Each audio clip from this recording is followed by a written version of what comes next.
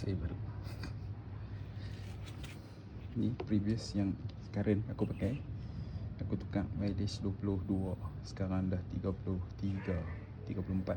11,000. 11,000 dah menjadi macam ni. So, tayar baru. Tayar belakang masih tebal. Aku baru tukar mileage 30 itu. Selalu belakang dapat 8,000. Mileage depan 10, 11. Ni pun dah consider botak. Tapi ada lagi 40%, 30% kot. So kita ganti yang baru. Brand, model yang sama, exactly. Harley Davidson. Terbukti di jalanan tanpa ragu-ragu. Melekat mati cicak.